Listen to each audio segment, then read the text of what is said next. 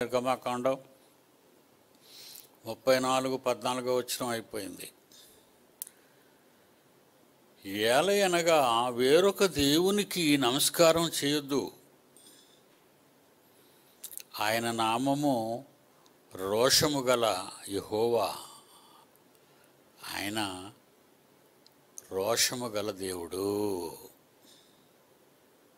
అయిపోయింది, పోయిన వారం చెప్పేసుకున్నాం.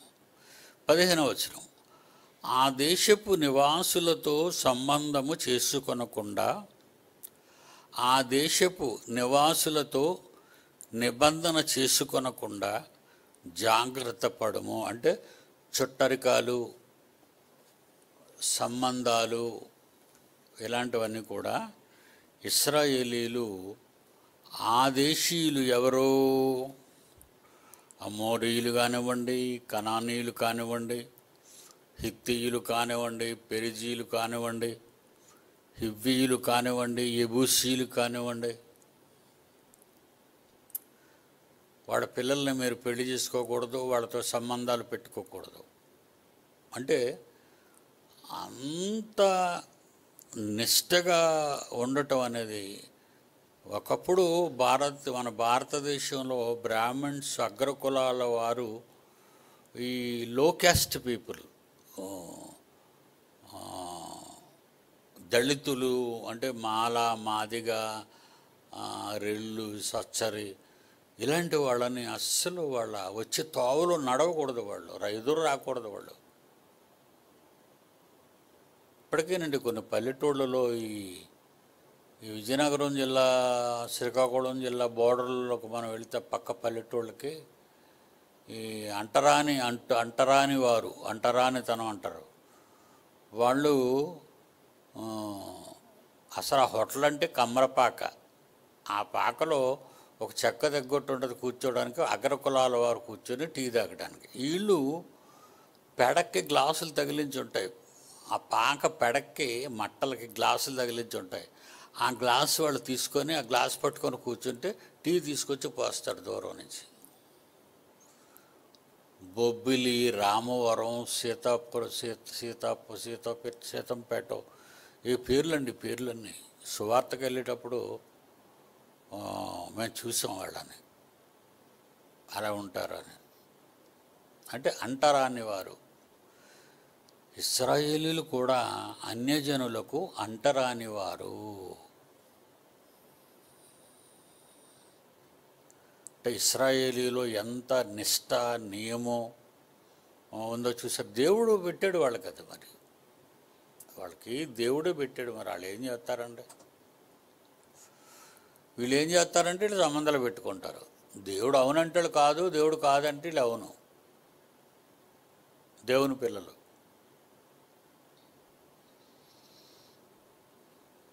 ఓకేనా? వీళ్ళతో మీరు సంబంధాలు పెట్టుకోకండి. ఆ దేశపు నివాసులతో నిబంధన చేసుకొనకుండా జాగ్రత్త పడాలి మీరు.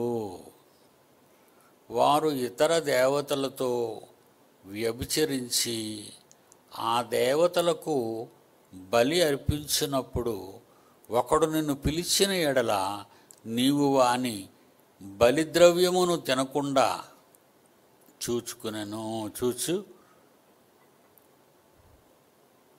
చూచుకొనుము. పూజ చేయబడినటువంటి పళ్ళు కానీ పలహారం కానీ అవి తీసుకోకూడదట ఇశ్రాయేలీలు. ఇప్పుడు మనం తీసుకోవచ్చు, తెలుసు కదా మీకు. ఇప్పుడు మనం తీసుకోవచ్చు, అప్పుడు తీసుకోకూడదు. చాలా నియమం పెట్టాడు.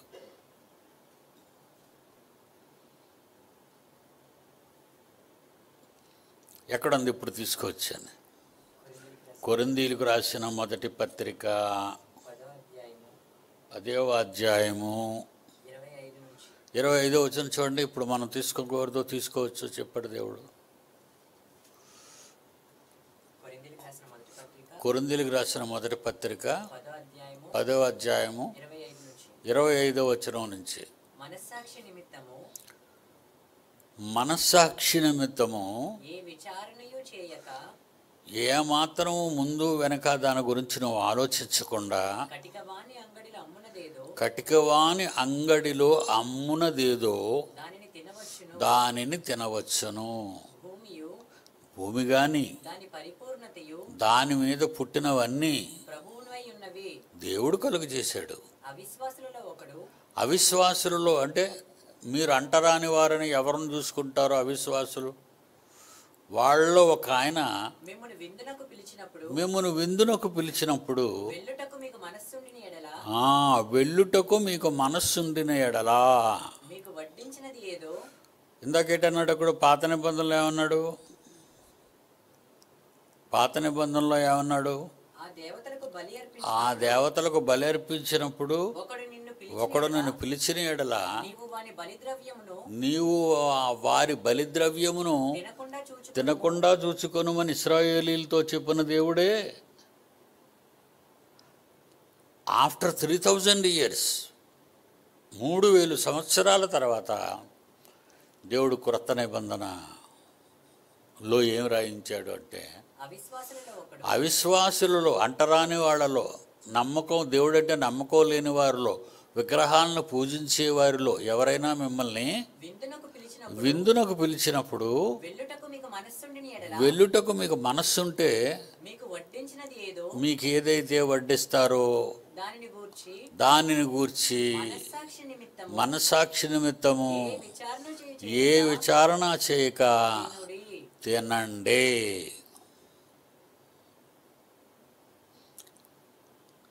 ఇప్పుడు తినమన్నాడు దేవుడండి. ఆయన ఇష్టం అండి. మరి మనం ఆయన మాట వినాలి. క్రైస్తవులకి నియమ నిబంధనలు లేవు.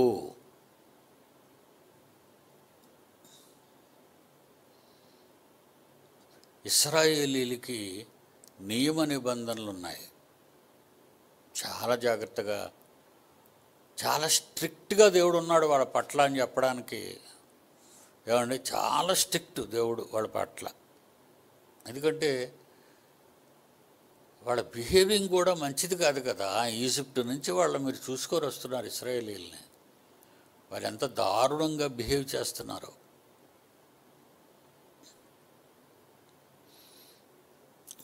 ఓకే,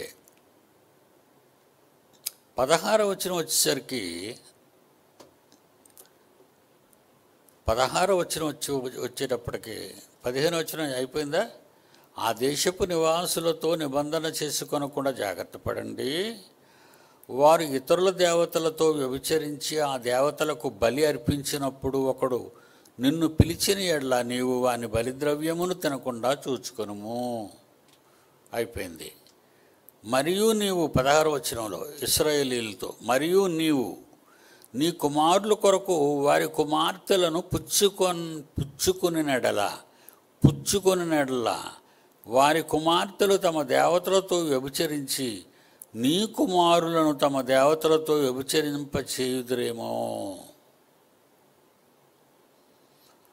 అలాగైపోయిన వాళ్ళలో సొలొమోను రాజు అయిపోయాడు. సొలొమోను రాజు భార్యల మాటలు విని ఉన్నత స్థలాల దగ్గరికి వెళ్ళి బలులు అర్పించాడు.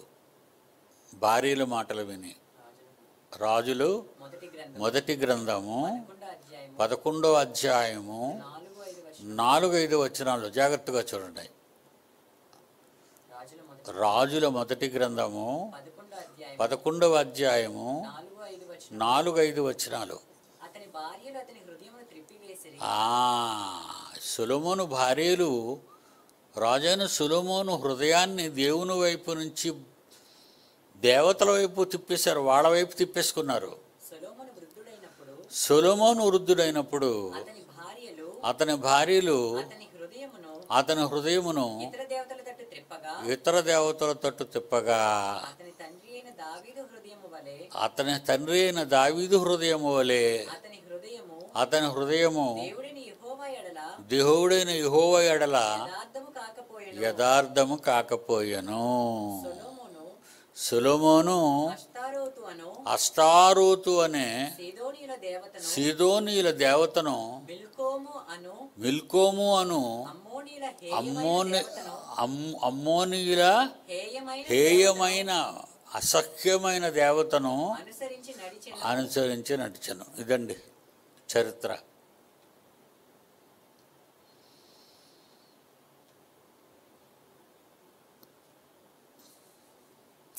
ఏంటి రాజు అయిన సొలొమోనుకి దావీదుకు అందరికంటే ముందే కదండి ఈ ఆదికాండం, నిర్గమాకాండం, లేవీకాండం, సంఖ్యాకాండం, ద్వితీయోపదేశకాండం. చివరికి ఎలా అయిపోయారు చూసారు? రాజులే, ఇశ్రాయేలీలను ఏలిన రాజులే ఇలా అయిపోయారంటే విచారింపదగ్గ విషయం. దేవుడు అసహించుకున్నాడు. దేవుడు ఎంత మంచివాడంటే దావీదును చూసి పొంగిపోయాడు. ఆయన గర్భాన పుట్టిన వాళ్ళకు వరం ఇచ్చేశాడు.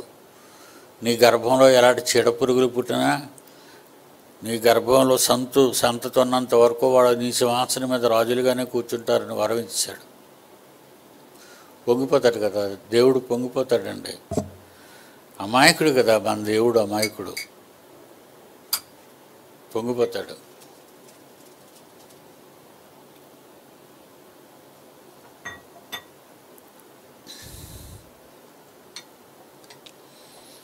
ఒకవేళ మీ పిల్లల్ని, ఆడపిల్లల్ని,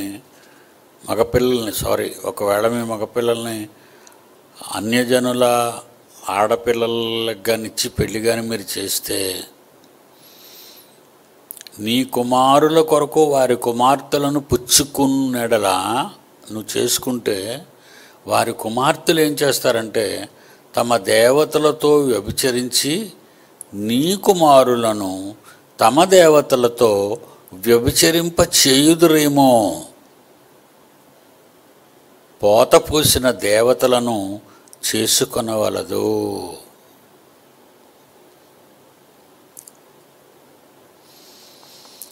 భూమి మీద ఒక విషయం మీరు గమనించాలి. భూమి మీద నీ పిల్లల గురించి అతనికి ఎందుకు అంత ఆలోచన? మంచి చెడ్డల గురించి. ఎందుకంటే మన కుటుంబాలన్నీ దేవుని కుటుంబానికి జతపరచబడిన వాళ్ళం. అంతే కదా? భూమి మీదనున్న ఏ కుటుంబమైనా పరలోకమందున్న తండ్రిని బట్టి, పరలోకమందున్న తండ్రిని బట్టి, ఆయనకున్న కుటుంబాన్ని బట్టి భూమి మీద ఉన్న మన కుటుంబాలన్నీ కుటుంబము అని పిలువబడుతుంది. అదండి ఆయనకున్న మక్కువ కానీ, ప్రేమ కానీ, జాలి కానీ. మనం అంటే మన కుటుంబాలన్నా, మన పిల్లలన్నా.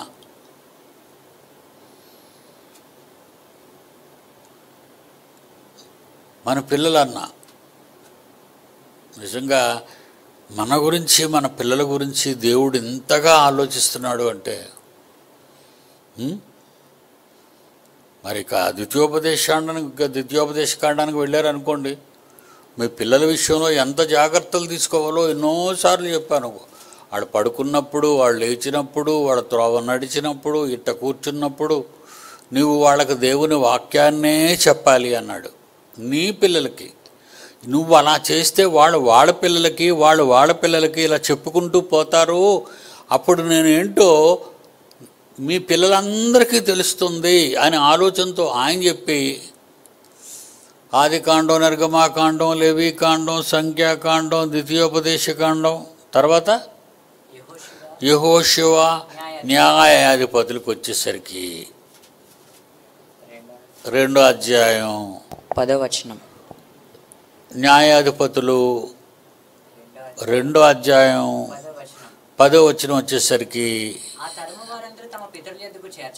ఆ ముందటి తరాల వారందరూ చచ్చిపోయిన వాళ్ళందరి దగ్గరికి పోయారు. వీళ్ళు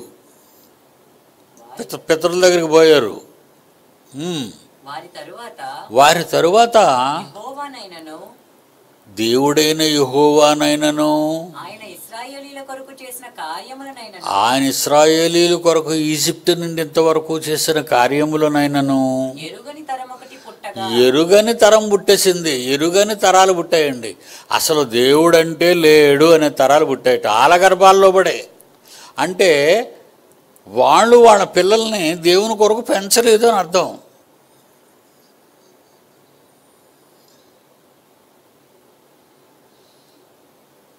అవునా నాయనా? నువ్వు హైదరాబాదు, మీ ఆవిడ వచ్చిందా? రమ్మను. అమ్మాయికి బాగోలేదని విన్నాను. బాగుంది. అరడు ఇక్కడ నీ మైక్ కెమెరా ఎదురు కూడా నిలబడినాయి. పిల్లలిద్దరూ హైదరాబాద్లో ఉంటారు, హైదరాబాద్లో సేవ చేస్తుంటారు.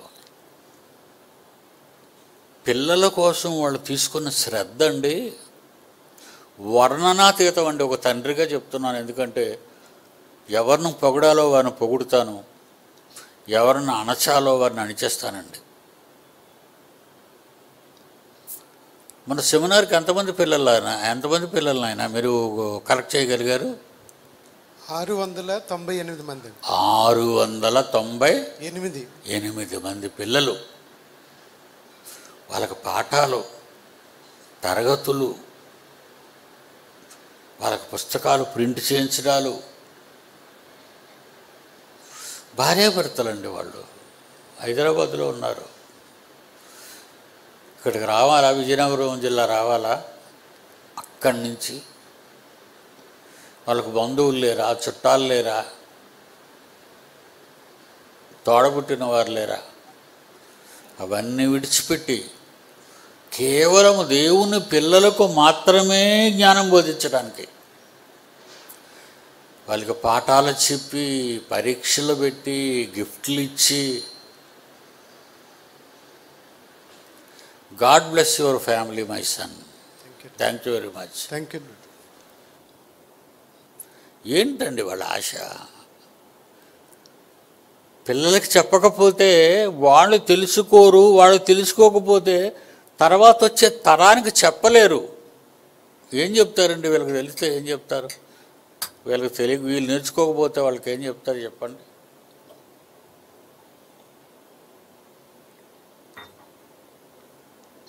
డాక్టర్ చదివిన తండ్రి తన కొడుకును డాక్టర్ని చేయాలనుకుంటాడు, చదివిస్తాడు. డాక్టర్ చదివినటువంటి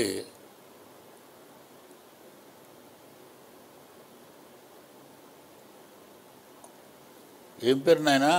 చందు వాళ్ళ ఫాదర్ పేరు డాక్టర్ అయినా షణ్ముఖ. మీకు తెలుసు, మాలతి వాళ్ళ ఆయన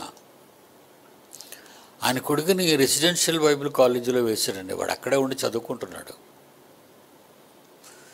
డాక్టర్ తన కొడుకుని డాక్టర్ని చేయాలనుకుంటాడు. కానీ ఈ డాక్టర్ ఏంటండి, దేవుని జ్ఞానాన్ని నేర్పించడానికి ₹1,00,000 కట్టి జాయిన్ చేశాడు.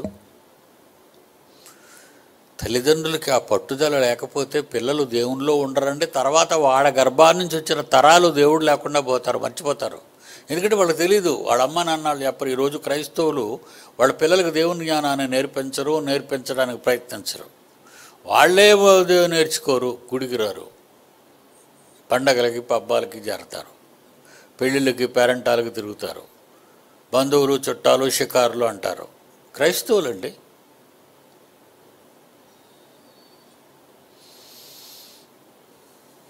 పిల్లల గురించి ఏమో చూడండి. ఆదికాండం అయిపోయింది, నిర్గమాకాండం అయిపోయింది, లేవీకాండం అయిపోయింది, సంఖ్యాకాండం అయిపోయింది, ద్వితీయోపదేశకాండం అయిపోయింది,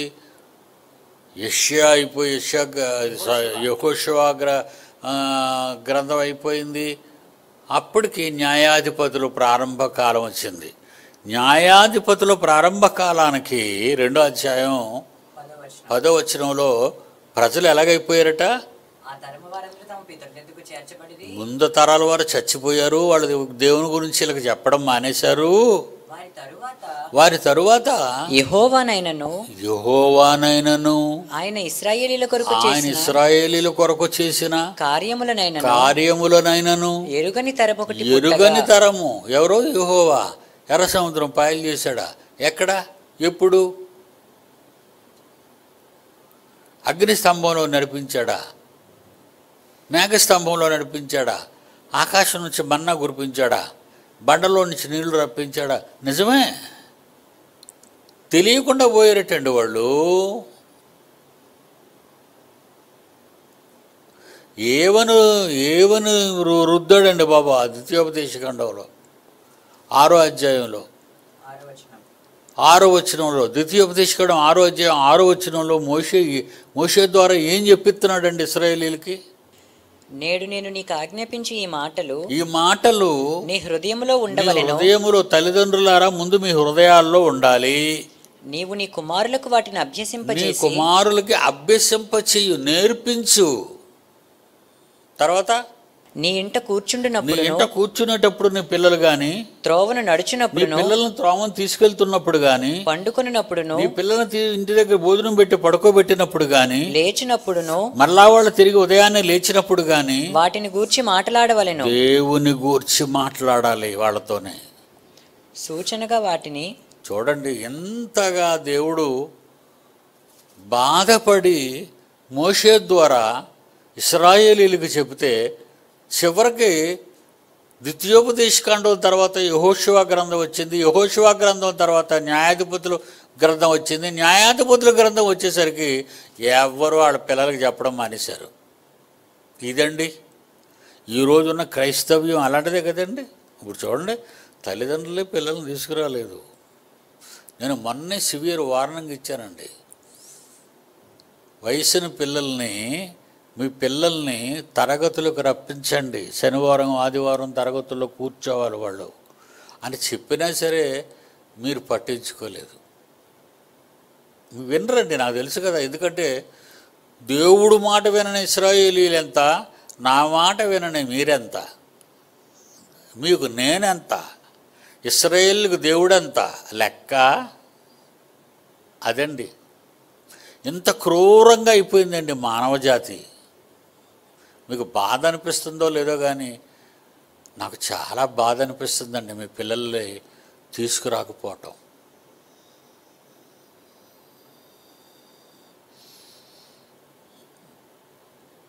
ఒకళ్ళు వస్తే చెడిపోతారు అనుకుంటున్నారా? ఎక్కడ చెడిపోతారో మీకు తెలీదు, ఎక్కడ చెడిపోరో మీకు తెలీదు. బడికి వెళ్తారు, గంటలు ఉంటారు అక్కడ. ఆ చుట్టూ ఉన్నవాళ్ళు సండే స్కూల్ పిల్లలు కారు, ఇతర కులాలు మతాల నుంచి వచ్చిన వాళ్ళు. వాళ్ళు మంచి మాటలు మాట్లాడుకుంటారా? నా వయసు 74 కదండి. ఒక నిజం చెప్తాను మీకు. నేను 9వ తరగతికి వచ్చానండి. 9వ తరగతికి వచ్చేసరికి మగపిల్లలు ఒకడి మీద ఒకడు పడిపోయి చూస్తున్నారండి, బొమ్మలు చూసుకుంటున్నారు పుస్తకంలో. మగపిల్లలు ఒకడి మీద ఒకడు పడిపోయి బొమ్మలు చూసుకుంటున్నారు. నేను కూడా వాళ్ళ కొలిగినే కదండి, నేను వాళ్ళ స్నేహితుడిని. ఒరే చూపించరా నాకు అని అడిగితే, నువ్వు చూడకూడదు అన్నారు. ఒరే నేను చూడకూడనంత గొప్ప పుస్తకం రాయిది అయితే చూపించండి రా అన్నాను. ఇంకేంటి, బూతు పుస్తకం అది, బూతు బొమ్మలు. మరి నాకు 9వ తరగతి అంటే నా వయసు ఎంతో తెలుసా? 5వ సంవత్సరానికి 1వ తరగతి అండి నేను, 6వ సంవత్సరానికి 2వ తరగతి అండి. మరి 9కి వచ్చేసరికి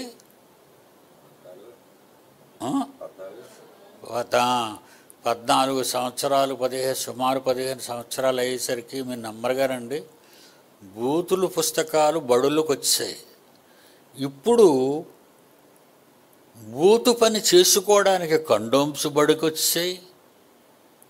న్యూస్లో చెప్పారు మీకు, కండోమ్స్ బడి పుస్తకాలు స్కూల్ బ్యాగుల్లో పెట్టుకుంటున్నారు. ఓడక మత్తు మందు అది కూడా స్కూల్ బ్యాగుల్లో పట్టుకొని.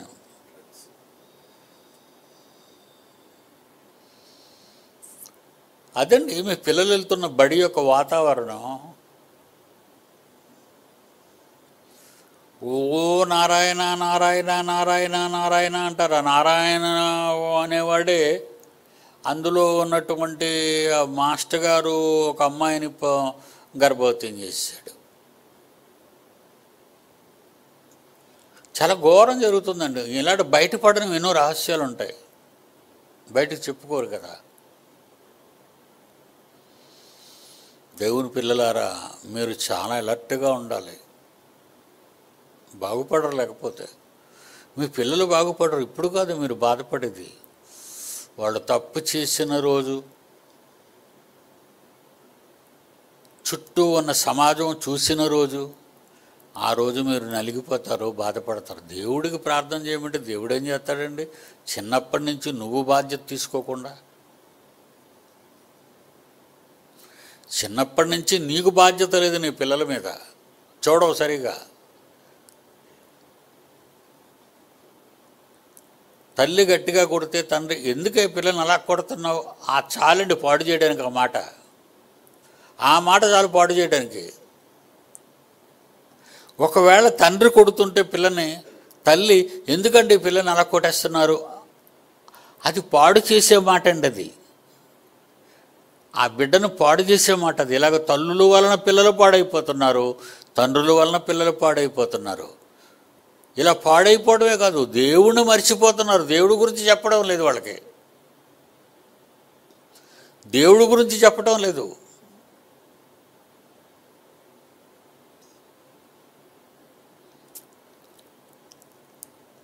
దేవుని పిల్లలారా, దేవుడి మనస్తత్వం ఎంత బాధపడుతుందో మీరు ఆలోచిస్తే,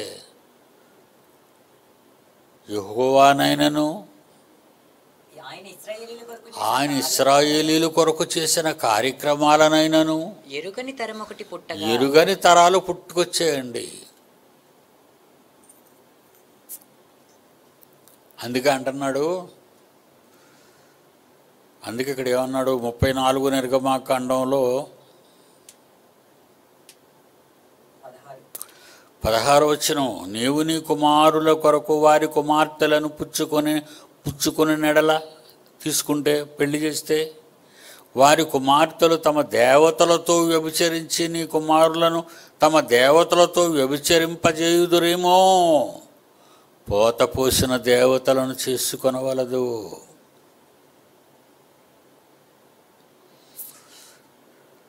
ఎందుకండి అంత బాధపడి చెప్పాలి మన తండ్రి మన కోసం? మనం అంటే ఎంత ప్రేమ అండి, ఎంత గొప్ప దేవుడండి మనకి. మన బాగోగులు ఎరిగిన వాడండి, మన బాగోగులు ఎరిగిన మహాదేవుడండి. ప్రపంచం అంతమైపోతుందండి మానవుడు చేసిన పాపాలకి, మనుషుల మధ్య జరిగే ఘోరాలకి ప్రపంచం అంతమైపోతుందండి. ఏ క్షణాన ఏం జరుగుతుందో అని భయపడుతున్నానండి నేను. మీరు భయపడుతున్నారో లేదో నాకు తెలియదు, కానీ ఏ క్షణాన్ని ఇది భస్మీపట్లం అయిపోద్ది. దేశాల మధ్య యుద్ధోన్మాదం రేగిపోతుందండి. దేశం మీదకి దేశం, దేశం మీదకి దేశం, నువ్వా నేనా అనేది, నువ్వు కలబడిపోతారనే పరిస్థితి వచ్చిందండి. చాలండి. ఇప్పుడు నిలవ చేసే మారణాయుధాలు ఈ యుద్ధరంగంలో ఉపయోగిస్తే నేల మీద చీమ కూడా బ్రతకదు. మనం ఎక్కడ బతుకుతాం చెప్పండి? ఆ రోజు ఎక్కడుందో, ఎంత దూరంలో ఉందో నాకు తెలియదు. Okay, God bless you. వచ్చే వారం కలుసుకుందాం. అందరికీ సెలవు.